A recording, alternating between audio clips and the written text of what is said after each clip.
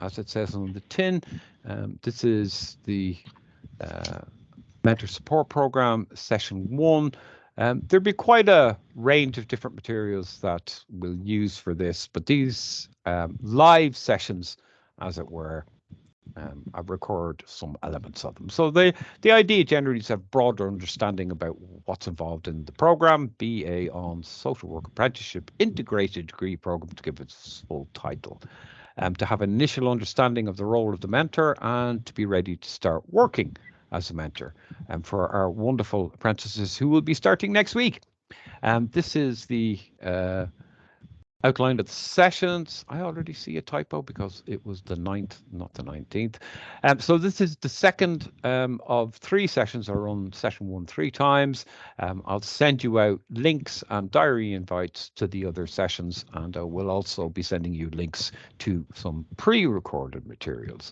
So a little bit about how the degree program developed, how it worked, why it came about. Well, there was a period going on 10 years ago now. There were several highly critical reports about practice education and about social work education more generally, from NARI, incredibly critical, and Croisdale Appley, critically critical but kind of warm, and kind of some positives in that as well. And since then we've had a plethora of different social work delivery models. Frontline is probably the best known, certainly the best resourced.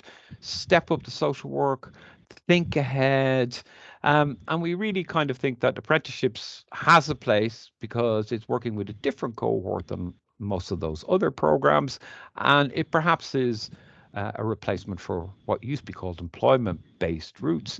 And we think the impact of an austerity impacted both on education and clearly on demand for services. So social work at Kingston, it's interesting, I'll put that up first, but we have a very active PLE group we have had for many years, and they are involved in all sorts of things, recruitment, teaching, not so much assessing students. They don't actually like to do that, but definitely on quality assurance and things of that nature. We were commended. People said we were great, etc., etc. But it feels very live to us, and very helpful and adds value. Got partnerships with all sorts of agencies, and that has only expanded with the apprenticeship program. I think in the apprenticeship program, we're working with about 30 different employers. There are various other things that we have, academic excellence, you would say, things like the practice learning suite. That's enough of bigging us up.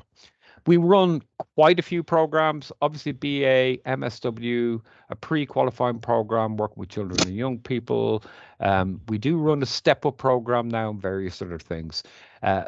There's always kind of new developments, research, etc., and research in particular under the direction of our professor for research, Dr. Rick Hood, has really actually grown quite significantly in recent years. Our teaching partnership, most people are probably involved in the teaching partnership, but they've become a very important partner for us. And the apprenticeship program is actually kind of ballooning now, and it's grown significantly and a lot more staff. But this conversation went back to about 2018, and employers from London Council, Skills for Care, etc., they wanted to develop an apprenticeship program, but they're pretty clear about what they did not want. They says, we don't want you to cut and paste the BA social work over. And we says, okay, we won't do that. Extended meetings, conversations, documents, the usual sort of thing. And then there was a tender process. So the tender process went out to all and sundry, and we were successful in that. And we are now the preferred provider, in the neoliberal language that we use these days, for apprenticeship programs in London. There are other programs, other providers. We don't have a problem with that, but we're probably the biggest provider of apprenticeships. So again, you can see this how do we work together slide. That's the building down in London where we were. 2020, we really started off. And this is kind of an example of the kind of things that they were asking us and talking to us about. I'm not going to go through all of these questions, incidentally, so don't worry about that. But, it's kind of very active and sometimes quite challenging. conversation. You can see some of it's a little bit old hat. You can see HCPC approval in there, and they have long departed us. And then once we'd answered that lot, then they came back with this lot. Do you know what I mean? But I can kind of tell you, I mean, you can have a little look at the recording later on if you really felt curious and wanted to have a look at these things more. But, you know, when you're kind of designing or co-producing a program like that, there's layers and levels of it, you know, and all of those things were addressed. So here we are, delivering the program. Our first cohort just finished. We had exceptional results. We had, I think, 28 first-class degrees. That doesn't happen. I guarantee you, I've taught in other programs. So it really was quite exceptional. But there are different sets of professional standards. There's some of them that, of course, you're familiar with.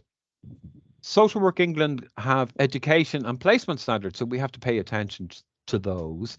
Obviously, they have the Social Work England professional standards, but they do not register students, even though I feel they're gearing up to do that. But we really start off with the PCF. There's a couple of reasons for that. One is it was designed by the profession for the profession. I think that shows. But also, it's the only set of standards that has progression built in. It has levels of progression, what you might expect, for example, when you apply for a course, when you qualify, when you become a senior social worker, and so on. So that's really helpful as an educator and for students to kind of have a sense, well, what does progression look like over time? And at the top, the Institute for Apprenticeships and Technical Education. And that's the IATE. This is what their page it looks like. We'll send you some information about that. You don't really have to know a great deal about that. Initially, being familiar with the PCF is probably what's going to be helpful, because what we do is here's the PCF, and then we add in the IATE afterwards. Standards don't map easily because they're set out in different formats and everything, but the content is very similar, as you would imagine. So generally, we kind of muddle our way through. One of the other things that you'll be asked to be involved in, and thankfully, your involvement in this system is not as great as it has been in previous years. So obviously, the course is paid for by the apprenticeship levy. Now, an apprenticeship levy is if an employer has more than a £3 million wage bill, which is pretty much any local authority in the country, the government takes a small percentage of that and puts it in an apprenticeship levy pot. It's funny how money always goes in pots, isn't it? Who keeps money in a pot? Anyway, so they only way they can get that back is by putting employees on courses.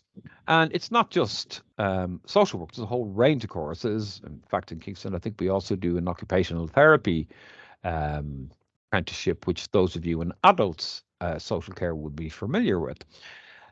So they're kind of investing, but they're also getting money that would go away otherwise. But of course, when there's money, there's monitoring, is there not? And don't have to tell you with social works how much monitoring there might be. So they dropped this AppTemp system to monitor attendance, hours completed, all of these kind of things. In the middle of, or the start of last year, kind of felt a little bit out of the blue, but nonetheless. So the apprentices have to upload quite a few things there, including what we call learning logs, their assessments, all of these kind of things to show that they are actually attending a course. God forbid we would trust them. Now, there's a thing called a tripartite review, and we do these 4 times a year. And as mentors, this will be one of the first things that you'll be doing. Now, it's a fairly simple and straightforward form. My suggestion to you is you consider it to be a task to be done and not to be labored over. So it doesn't need a huge amount of input, but it does definitely have to be done, or else the danger is the IAT come and claw money back from the university, and then the whole thing collapses in a heap. We got a little bit better this year. We anticipate when these things need to be done, and it'll usually be September, maybe October, December, April, or July. So the apprentice has to sign this. The SRA does. Previously, the mentor did, but thankfully, the learning and development leads in our single point of contact group that we have with employers, the more strategic kind of level of the program, have agreed to sign these off for you. You won't know, you won't miss what you don't know, right? But I can guarantee you that's a weight that you don't have to carry around. So that would be a little bit of a change. I already mentioned the Social Work England's professional standards. By the end of their course, they have to be familiar with, but not assessed against, the Social Work England professional standards. This year, they're not going to be relevant to you at all. I anticipate Social Work England are going to start taking a little bit more active involvement in students in the coming years. And of course, my preference, the good old PCF. So we kind of talked about that already. I'm not going to go over it again, but just some basics. All apprenticeship programs work in the same way. They have an 80-20 split. So 80% is in the place of work and 20% is learning, usually in the university, but sometimes self-guided learning. And that's the case the whole year. It's not like a kind of typical university course that might start in September and end in April or May. We're still in there in May, June, and July, and we have activities to do in August as well. People do need to take leave, of course, which is, if you were an apprentice, would be the first thing you might be asking now. But just that general principle that it's the whole year, really, not just kind of term time. Off the job learning, as we call it, is in the university mainly, and on the job is on the job. Surprise, surprise. But the same as any of these things, it has the program has unique terminology that is given to us, so we have to kind of learn that. We'll give you materials to show exactly how it works out as we go. But the idea is that the two kind of interact with each other, and I'll come back to what that might look like in the next slide as it happens. So if you can imagine this as a figure of eight, and in the middle we have the apprentice developing their practice knowledge and wisdom skills. But they're bringing live examples always into the university, reflect on that with colleagues in teaching. They have their own experiences, of course, in the university and can test out some stuff about theory, and then they bring that back out into the workplace and they can test their theory in actual practice. As they progress in the course, they're introduced to more and more complex pieces of work. And really, by the time they're in their final year, they're generally doing statutory work that they would not have been doing as an unqualified person, even where the social worker or qualified social worker might have to do the final sign off. But they get very autonomous pretty quickly, but they have 3 years to get there. That reflection, of course, is happening in the workplace as well, particularly with the mentor. So those conversations come back into the class. So it's kind of this kind of figure eight. I like to think about it as a virtuous kind of loop, as it were. I'm not going to spend too much time on this slide. You will have the recording in due course, and you will have the slides. If you want to explore this in a little bit more detail, you could, but there are ways of working out kind of little equations that work out what's on and off the job. So, for example, standardized training in the workplace that everybody has to go to. And we do this in agencies every so often. Something terrible happens and everybody has to go on the training and off we troop. Like it's a bit cynical, I suppose, but I've done a lot of training in my life when we used to call that stuff sheep dip. But sheep dip is necessary too, keeps sheep healthy. So if you wanted to really kind of spend a bit more time looking at that, please feel free. And I kind of think this is more really what you kind of need to know about the curriculum, what is taught. Every year they have 3 modules and an on-the-job learning module, or at least they do for the first 2 years. In the final year, we're a long way from that yet. It's a little bit different.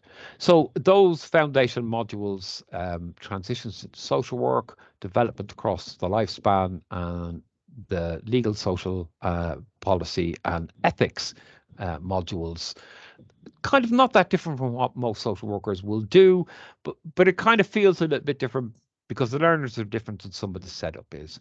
And then, of course, we have on-the-job learning.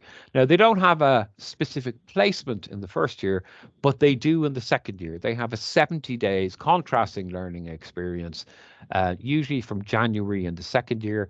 And in the final year, they have a 100-day experience, which actually usually runs from September to June. It takes a lot longer because they're, of course, only doing that 1 day a week. Again, this is one of these slides that you can kind of stop off and examine in a bit more detail if you feel like it. But I just kind of say in the top left-hand corner there, transitions into social work. We're quite conscious of the fact that people are making major transitions and in a number of different ways. I suppose one of the more obvious things is that a lot of people have not been in education for a long time. So that's a big shift. That's a big move for them, and comes, of course, with the usual anxieties. Some people have never been in higher level education, and some people come with degrees, but all of them have a transition to do. The other level of transition is transitioning to a professional social worker. We find a lot of the time, a lot of their jobs might be a bit routinized, go and do the assessment, then come back and just file it, kind of thing. And there isn't always, there are exceptions, there isn't always opportunities to reflect, to think about the purpose of what you're doing and why you're doing it. And of course, it tends to be the less complex work. The transition to a social worker means that that's not really going to work because of the complexity of the work. Reflection is an absolute vital component of what we do, as is critical analysis and so on. Of course, there's an increased level of interpersonal skills required and knowledge, practice knowledge, legal knowledge, and so on and so forth. So one of the first things we asked them to do is to write about their transition and tell us about it. In actual fact, we're going to use the 124 of those we have so far, I think, in a little research project with students who have qualified to kind of find out a little bit more about their motivations. I got to tell you, reading these things is really actually quite touching. Some of them would just kind of like, I don't know, feeling kind of emotional now because they are actually very emotional. They're kind of really real and authentic. But that's what they will be doing from the 18th, from next Monday, and then they will progress on to all these other modules. I'm not going to go through them at all, but you can see the kind of general shape of the program. So this is just a slide, just so you know when things are happening. For on-the-job, Portfolio 1 assessed against PCF readiness for direct practice level. So not very demanding, really, in a way, if you actually read the level. And they generally can pretty easily manage that. We up expectations and the quality required to pass later on, but you'll also see there at the end of the first and second years, they also are required to do a Viva. So they have to come in and do a short presentation about their learning, progress, and development to date, which certainly in the first year fills them with dread. But as we know, presenting in public, it may be to teams, to groups of people with lived experience, to external groups, becomes a normal part of the skill set that you, most social workers, perhaps not all, need to acquire. So every assignment, every kind of thing we ask them to write or produce is linked in some way to the skill set that they're going to need as a qualified social worker. What's your role? Well, for a start, every apprentice has to have a mentor. It's a requirement of the program. Employers sign up to this and agree with it. So the person can be a line manager, but they don't have to be. More often, they are an experienced member of the team or someone from another team in the agency. If the person is the line manager, and some of you may be, of course, you have your own working relationship, but it's probably a good idea to review it and what's going to be different in the coming year. Often people try to separate out mentoring and line management sessions. Some people do them together, but it's worth considering exactly how you constellate these things. It's preferable, but not essential by any means, to have a practice education qualification. And if you are taking on a mentor this year and don't have a practice education qualification, we have opened a free stage 1 practice education qualification for level 5 mentors. So in other words, those apprentices starting this year, the mentors for those students next year can access that free qualification at Kingston. You'll work with the apprentices line manager, as I said earlier in another meeting. That's just basic manners apart from anything else, right? The manager should know what's going on. But also, there's going to have to be adjustment in caseload and casework. If the apprentice is in the workplace for 80% of the time, they cannot do 100% of the caseload. And I would suggest that drawing back as far as possible away from the 80%, particularly the early stages of the course, would be a good idea. You will work closely with the sub-regional assessor. Now, the sub-regional assessor is essentially responsible for the overall assessment of the apprentice. So that final report, those of you who are practice educators know the pain of writing the final report, that is completed by the sub-regional assessor. So makes it a little bit different. Arrangements are slightly different for the contrasting learning experience, but let's get through this year first before we come back to that. Also, there are 2 direct observations required every year for the apprentice. And in the first year, the first one is done by the SRA. So when a mentor will definitely be involved in supervising, doing the review, drawing up the kind of initial mentoring agreement, but will only do 1 direct observation and will not do the final report. Your SRA, rather, will be able to help you out with these things as you go, because I would not expect you to remember all of this just from sitting here for 20 minutes listening to me do a presentation. What kind of support do you need? Well, there are clear descriptions of your roles and responsibilities. They are actually in the mentoring agreement, so I hope that will help. We'll give you content of the course, a little bit of that here. I would suggest to you that you kind of actually ask the apprentice a little bit about that. You might even dare to ask, what are they reading? I encourage them to read. We'll tell you a little bit about how we work with people with lived experience of social work, and I'm going to try to get somebody from our PLE group to do a session about that. We have open doors as far as communication is concerned. Jean is here. We'll be welcoming queries from you. As lead for on-the-job learning, email me, ring me. Want to hear from you actively. Do you know what I mean? We take on feedback and we change things as a result. And the course teaching team and the course leader, Susan Watson, will also welcome hearing from you.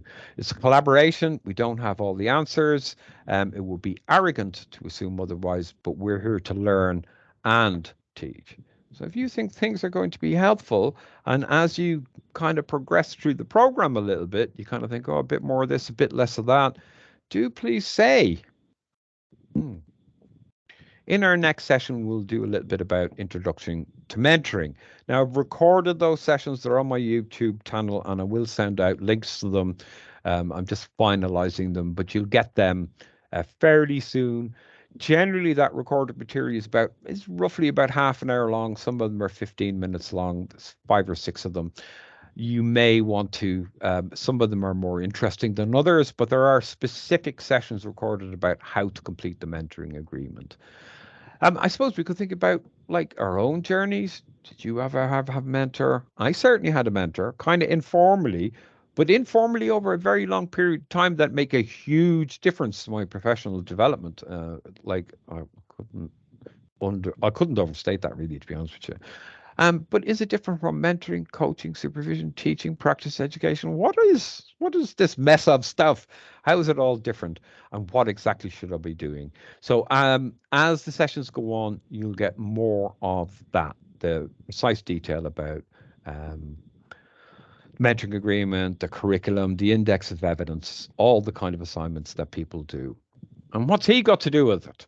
Well, some of you may or may not notice this character or know this person or this spirit, shall we say. This is Venancy, who is straight out of West Africa and kind of made his way across the planet, and in fact has globally many different incarnations. And the idea about Anansi is kind of folk wisdom is passed down from generation to generation in most cultures through stories. And quite often the stories are about how the quick-witted and less powerful overcome the the kind of slightly slower witted but more powerful in the world. He's known as a kind of a god of trickery and wit and cleverness, intelligence. And I kind of think that we kind of need to bring a bit of that to practice education, because it's always throwing up stuff that we don't expect, isn't it? Do you know what I mean? And our job is to sit there and try to work it out. But of course, we don't, as Nancy did, work it out by ourselves. We work it out with the mentor, and we work it out with the SRA and the apprentice and the course staff, and et cetera, et cetera. Education happens as a team around the apprentice. So what would you need to be doing right now? Really seek to meet your apprentice. One person already here today said that they already know their apprentice, and that may be the case, but try to see your apprentice as soon as possible, just informally at the start, just to kind of get to know them a little bit. And you know yourself, I've found, okay, I've worked in a lot of organizations, and I found that if you want to get the HR department or the IT department, whoever it is, to work better with you, I make a point of going down and introducing myself so they know what my face looks like, so that when I ring them up, it makes life easier. I kind of think that human to human contact, as much of it as you can do, is a very effective way to kind of progress through the world. The first tripartite form, in the next few weeks, please just get it out of the way. I mean, there's no mystery to it. I'm not going to spend ages telling you how to do it here. There will be a separate little input about that, but just get the thing out of the way. It really isn't rocket science. You'd be kind of going, why are you going on about this so much, Dermot, once you've actually done it? Start to plan to complete the mentoring agreement. And really, for that, think, what can I do to work on developing the learning and teaching relationship? What existing knowledge and skills and strengths does the apprentice have? What are their learning needs? And what kind of learning opportunities are available in the workplace? As I said, links to recorded guidance for all these, but that's our kind of initial setting out the stall. I have to say, we are genuinely looking forward to working with you. We welcome your questions, queries, whatever you would like to throw at us. And I'm going to stop the recording now and leave the floor open for questions. Stop recording. Stop.